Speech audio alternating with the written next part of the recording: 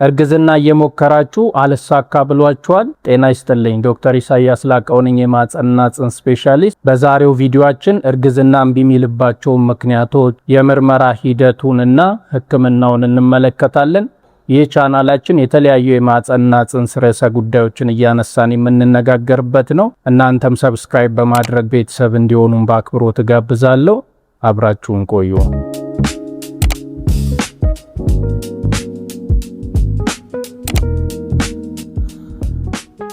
ጥንዶች እርግዝና እየሞከሩ ግን አልሳካ ሲል የመካንነት ችግር ወይም ኢንፈርቲሊቲ ሊሆን ይችላል ተብሎ ምርመራ የሚጀመረው 1 ዓመት ምንም አይነት የእርግዝና መከላከያ ሳትጠቀሙ መደበኛ የሆነ ግንኙነት እያደረጋችሁ እርግዝና አልሳካ ሲል ነው። መደበኛ ግንኙነት የሚባለው ከ2 እስከ 3 ግንኙነት በሳምንት ሲደረግ ነው። የመካንነት ወይም ኢንፈርቲሊቲ ችግር የሚገኘው ወደ 10% የሚደርሱ ጥንዶች ላይ ነው። ከ1 ዓመት በላይ እየሞከራችሁ ካልተሳካ የተለያዩ ጉዳዮች እንደ ምክንያት ይጠቀሳሉ። የመካንነት ወይም የኢንፈርቲሊቲ ችግር በአብዛኛው የሴቷ ችግር እንደሆነ ይታሰባል። ግን የመካንነት ችግር ግማሽ በግማሽ በሚባል ደረጃ የሁለቱም ነው። 1/3 የሴቷ፣ 1/3 የወንዱ፣ 1/3 የጋራቸው ነው የሚሆነው። ወደ ምክንያቶቹ ስንሄድ ለመካንነት ወይም ለኢንፈርቲሊቲ የተለያዩ ጉዳዮች እንደ ምክንያትነት ይጠቀሳሉ። የመጀመሪያው ከጭንቅላት የሚመነጩ ሆርሞኖች ላይ ችግር ሲኖር ነው። ሌላኛው ደግሞ እንቁላል የሚያድግባት አካል ወይም ኦቫሪ የምንላትና ኦቫሪን ከማህፀን ጋር የሚያገናኘው ቱቦ ላይ ችግር ሲኖር ነው። ሶስተኛው ደግሞ ማህፀን ላይ ችግር ካለ ነው። ስለዚህ ከጭንቅላት ከሚመነጩ ሆርሞኖች እንዲዛባ ከሚያረጉ ምክንያቶች ስንነሳ ለምሳሌ ጭንቀት ወይም ስትረስ ያለባቸው ሴቶች፣ የአመጋገብ ስርዓት ላይ ችግር ያለባቸው ሴቶች፣ የእንቅርት ሆርሞን መዛባት ታይሮይድ የምንለው፣ ሌላኛው ሆርሞን ፕሮላክቲን የምንለው መብዛት ሲኖር፣ ሌላው እንደ አጋላጭ ምክንያት ከፍተኛ የሆነ ውፍረት ወይም ደግሞ በጣም የኪሎ ማነስ ወይም አንደርዌይት የምንለው በሁለቱም በኩል ያለ ችግር ሲኖር እና ሌሎችም የሆርሞን አለቃቀቅ ሂደት ላይ ችግር እንዲኖር ሊያደርጉ ይችላሉ። በተጨማሪ ደግሞ ሲጋራ ማጤስ፣ ከፍተኛ የሆነ የአልኮል አጠቃቀም፣ በተወሰነ ደረጃ ደግሞ በቀን ውስጥ ብዙ ጊዜ በተደጋጋሚ ቡና መጠቀም እና የተለያዩ ምክንያቶችን መጥቀስ ይቻላል።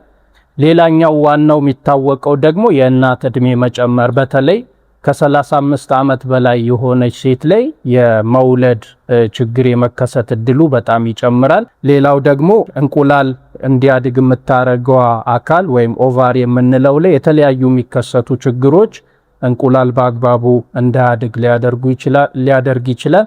ሌላው ደግሞ የእንቁላል እድገት ላይ ምንም ችግር ሳይኖር ግን ኦቫሪን ከማህፀን ጋር የሚያገናኘው ቱቦ ላይ ችግር ሲኖር እንቁላል ወደ ቱቦ እንዳይገባ ሊያደርግ ይችላል። ይህም የቱቦ መዘጋት ሲኖር ነው። የቱቦ መዘጋት እንዲኖር የሚያደርጉ ደግሞ የተለያዩ ምክንያቶች አሉ።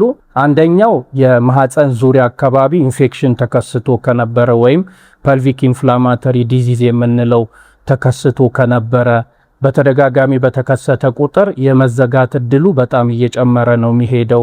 ሌላኛው እዛው ቱቦ አካባቢ የሚሰሩ ኦፕሬሽኖች፣ ከዚህ በፊት ከማህፀን ውጭ እርግዝና ተከስቶ ከነበረ፣ የትርፍ አንጀት ኢንፌክሽን ተከስቶ መፈንዳት ተከስቶ ከነበረ ወይ ደግሞ ኢንዶሜትሪዮሲስ የምንለው ችግር ካለ እና እዛ አካባቢ የሚሰሩ ኦፕሬሽኖች ይሄንኛው ቱቦ የመዘጋት እድሉን የተወሰነ ይጨምራሉ።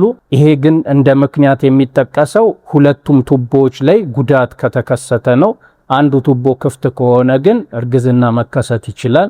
ሌላኛው ደግሞ ማህፀን ላይ የሚከሰቱ ችግሮች ናቸው። እነዚህ እንደ ዋና ምክንያት አይጠቀሱም። ብዙ ጊዜ ማርገዝ ችግር በብዛት አጋላጭ አይደሉም። ለምሳሌ ማህፀን የውስጠኛው ክፍል ላይ የሚከሰቱ እባጮች ወይም እጢዎች፣ ለምሳሌ ኢንዶሜትሪያል ፖሊፕ የምንለው ካለ፣ የማህፀን ሞኝጢ ወይም ማዮማ በተለይ የውስጠኛው ክፍል ላይ ካለ፣ የማህፀን የውስጠኛው ክፍል የተወሰነ ክፍት ነው ግን እንዲርስ በርስ መጠባበቅ ካለ፣ ይሄ ማህፀን ከዚህ በፊት የመጠረግ ታሪክ ካለ፣ ወይ ማህፀን ላይ ኢንፌክሽን ተደጋጋሚ ተከስቶ ከነበረ፣ ወይ ደግሞ የተለያዩ የጨረር ህክምናዎች ከነበሩ የማህፀን የውስጠኛው ግድግዳ እንዲዘጋ ሊያደርጉ ይችላሉ። ይሄም ኢንዶሜትሪያል አዲዥን የምንለው ነው። እነዚህ ችግሮች ካሉ እርግዝና እንዳይፈጠር ሊያደርጉ ይችላሉ፣ ግን ኮመን ምክንያቶች አይደሉም። ሌላኛው ደግሞ የማህፀን ጫፍ ወይም ሰርቪክስ የምንለው ላይ የተለያዩ ችግሮች ተከስተው ከነበረ በተለይ የማህፀን ጫፍ ቅድመ ካንሰር ተከስቶ ሕክምና ሲደረግ እሱ በጣም እንዲጣበቅ ሊያደርግ ይችላል። እዛ ጋ ያለውንም የፈሳሽ ምርት ላይ የተወሰነ ለውጦች ሊከሰቱ ይችላሉ። ስለዚህ እነዚህ የተለያዩ ምክንያቶች የማርገዝ ችግር ወይም ኢንፈርቲሊቲ እንዲከሰት ሊያደርጉ ይችላሉ። ስለዚህ እነዚህ ምክንያቶች መኖራቸውን በምንድን ነው የሚታወቀው? የምርመራ ሂደቱ ምን ይመስላል ወደሚለው ስንሄድ ደግሞ መጀመሪያ ሰፊ የሆነ ጥያቄና ምልልስ ነው የሚኖረው ከሐኪም ጋር። ምክንያቱም የተለያየ የምንጠይቃችሁ ታሪኮች ምክንያቱ ምን ሊሆን ይችላል የሚለውን በሰፊው ሊነግሩን ይችላሉ። ለምሳሌ የወር አበባ በጣም መዛባት ያለባት ሴት ምናልባት የእንቁላል ማደግና መለቀቅ ላይ ችግር ተከስቶ ሊሆን ይችላል የሚል ትርጉም ሊሰጥ ይችላል። ወይ ደግሞ ምንም የወር አበባ ማታይ ሴት የሆርሞን መዛባት ተከስቶ ሊሆን ይችላል፣ ወይም የውስጠኛው የማህፀን ክፍል ተጣብቆ ሊሆን ይችላል የሚል ትርጉም ሊሰጥ ይችላል።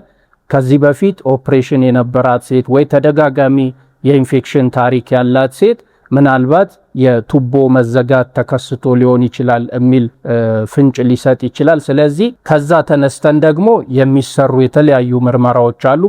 በዋናነት የሚሰሩት ምርመራዎች ከጭንቅላት የሚለቀቁ ሆርሞኖች ላይ ችግር አለ ወይስ የለም የሚለውን ለማወቅ፣ የእንቁላል ማደግና መለቀቅ አለ ወይስ የለም የሚለውን ለማወቅ፣ ሌላው ደግሞ ቱቦ ክፍት ነው ወይስ አይደለም የሚለውን ለማወቅ፣ የእንቁላል ቁጥር ምን ያህል ነው የሚለውን ለማወቅ የሚሰሩ የተለያዩ ምርመራዎች አሉ። እነዚህን ለማወቅ የሚሰሩት ምርመራዎች በደም የሚሰራ ምርመራ አለ። ውስጡ የተለያዩ የሆርሞን ምርመራዎችን ይዛል። ለምሳሌ ፎሊክል ስቲሙሌቲንግ ሆርሞን ኤፍኤስኤች የምንለው ምርመራ ይኖራል። አንታይ ሙሌሪያን ሆርሞን የሚባል ምርመራ ይኖራል። የታይሮይድ ሆርሞን ምርመራ ይኖራል። ከጥያቄና መልሱም ተነስተን ደግሞ የፕሮላክቲን የሚባለው ሆርሞን ምርመራ ሊኖር ይችላል። ከዛ ውጪ ደግሞ የማህፀን ቱቦ ክፍት ነው አይደለም የሚለውን ለማወቅ የማህፀን ራጅ ምርመራ ይኖራል። የማህፀን ላይ የተለያዩ ችግሮች መኖር አለመኖራቸውን ለማወቅ የአልትራሳውንድ ምርመራ ይኖራል። ኦቫሪ ላይ ያሉ የእንቁላል ብዛቶችን በዛውም ለማየት ምርመራ ይደረጋል። ከፍ እያለም ከሄደ ደግሞ ላፓራስኮፒ የሚባል አለ። በሱ ማሽን በጣም በስፋት እኛ ሀገር ባይገኝም ግን በሱ ምርመራ ሊደረግ ይችላል። የማህፀን መጣበቅ ካለ ደግሞ ሂስቴሮስኮፒ የምንለው በማህፀን ጫፍ በኩል ገብቶ እንደ ካሜራ የሚያይና በዛውም ደግሞ ሕክምና ለመስጠትም ያግዛል። ስለዚህ የሂስቴሮስኮፒ ምርመራም ሊኖር ይችላል። ስለዚህ እንደየሁኔታው የተለያዩ የሚሰሩ ምርመራዎች ይኖራሉ። ስለዚህ የምርመራዎቹ ውጤት የማርገዝ ችግሩ የቱ ጋር ያለው የሚለውን ለማወቅ ይረዳናል ማለት ነው።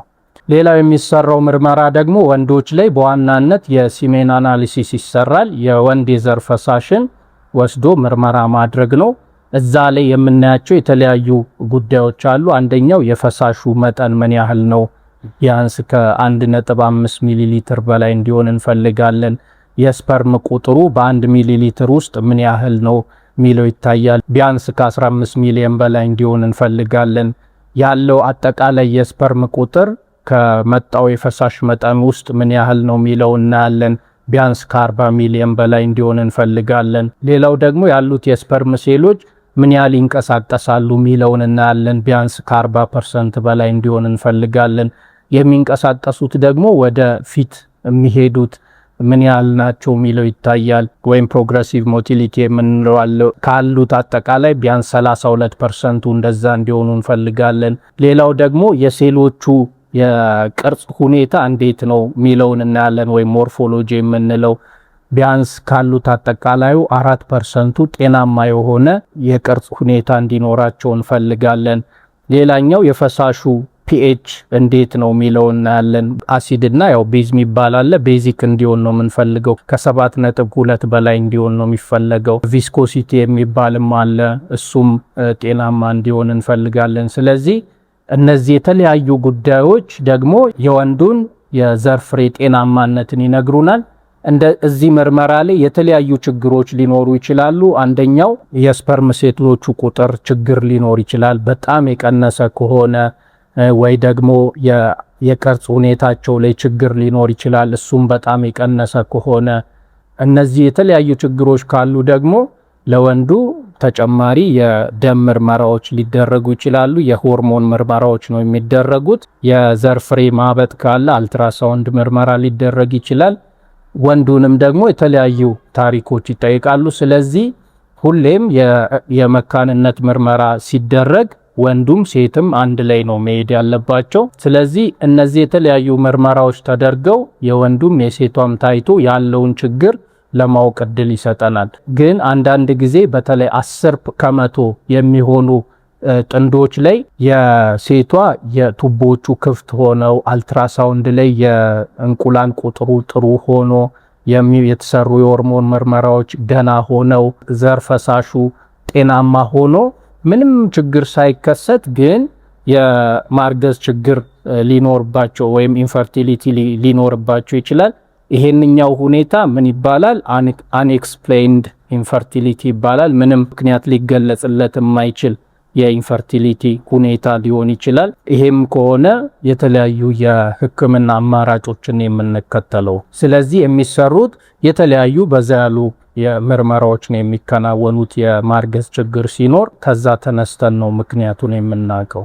ሌላው ግን መታወቅ ያለበት ቅድም ያልኳችሁ 1 ዓመት ሞክራችሁ ካልተሳካ የተባለው ይሄ ከ35 ዓመት በታች ላሉ ሴቶች ነው። ከ35 ዓመት በላይ ላሉ ሴቶች ግን 6 ወር ብቻ ነው የሚጠበቀው። ምክንያቱም ከ35 ዓመት በኋላ የማርገዝ ሂደት በራሱ እየቀነሰ ስለሚሄድ 6 ወር ብቻ እምቢ ካላችሁ እነዚህ ሁሉ የምርመራ ሂደቶች ይጀመራሉ ማለት ነው። ወደ ህክምና አማራጩ ስንሄድ የተለያዩ የህክምና አማራጮች አሉ።